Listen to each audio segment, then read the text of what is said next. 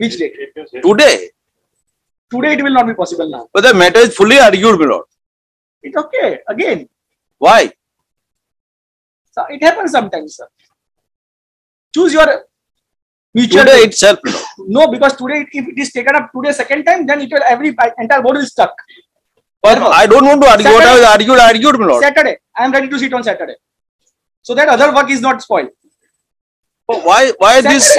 Oh, why? after tomorrow, Mr. Mangukia, I don't want to stop entire proceedings.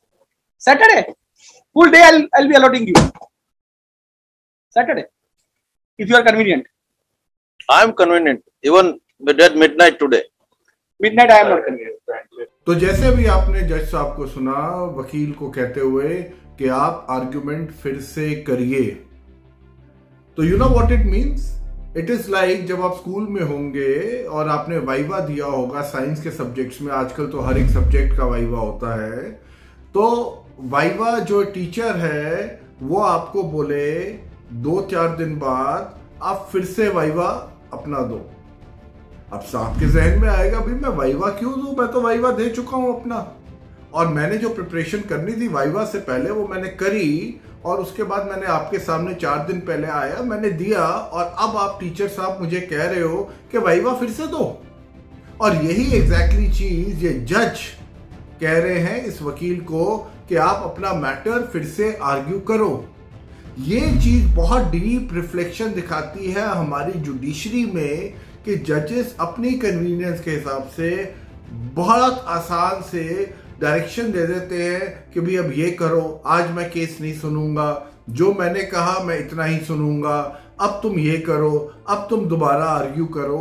अब सवाल ये उठता है जो पहली बार वकील ने आर्ग्यू किया तो क्या जज ने उस टाइम उसको मार्क्स नहीं दिए, उसने नोटिंग नहीं करी, उसने ये नहीं देखा कि वकील क्या कह रहा है. चलिए मैं 1 मिनट के लिए इस जज को बेनिफिट ऑफ डाउट दे देता हूं कि जिस पेपर पे इसने नोटिंग करी है, क्योंकि नॉर्मली ये लोग उस फाइल के अंदर नोट करते हैं जब आर्ग्यूमेंट्स होती हैं, मैं फिर भी बेनिफिट ऑफ डाउट दे रहा हूं कि इन्होंने नोटिंग करी और वो पेपर गुम गया. चलिए पेपर गुम गया, अब इनके पास नहीं है, पर जो सबमिशंस कोर्ट में इस वकील ने दी है, क्या ये जज वो नहीं पढ़ सकता? Why does he have to trouble this lawyer asking him that he needs to argue again?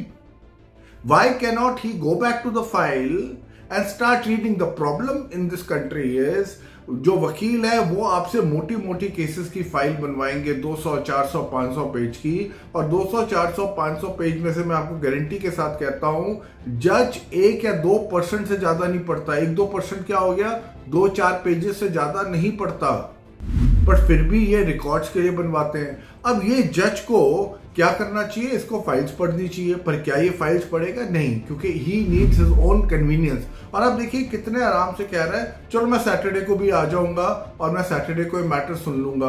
मतलब it's a kind of a sacrifice, it's a favour he is doing to the lawyer. Okay, we will reschedule it and you reargue on a day which I normally take off. What does this show about our Indian judiciary? It shows that there is total anarchy in every court. When your monitor or the teacher of the court are misbehaved, they are like dictators. They don't want to work, or they work according to their own conveniences, and they expect the lawyers and most importantly आम आदमी to comply with. तो सवाल यह है कि हमें किस तरह के रिफॉर्म्स चाहिए. हमें रिफॉर्म्स चाहिए कि ये जजेस के ऊपर एक जैसे मैच रेफरी होता है ना, हर एक कोर्ट के अंदर एक मैच रेफरी, बट वो टूथलेस मैच रेफरी नहीं होना चाहिए कि जो देखे और कुछ कर ना पाए, या आप अंपायर मान लीजिए कि जो एक अंपायर होना चाहिए, जो न्यूट्रल अंपायर होना चाहिए, जो कि जज को कह सके कि भैया यहाँ पे तुम गलत हो. चाहे आप उस न्यूट्रल अंपायर को जो मर्जी वो हो, बट मेरे हिसाब से वो वकील नहीं होना चाहिए, क्योंकि वकील अपने आप को चमकाने के लिए जज के सामने उसका फेवर करेंगे.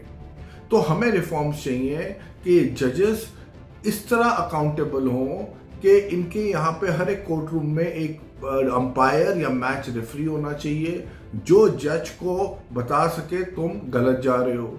अगर आप इसमें नहीं बिलीव करते तो आप वो जूरी सिस्टम वापस ले आइए, जहां पे 5, 8, 10, 15, 20 लोग उस मैटर को सुनते हैं, है ना।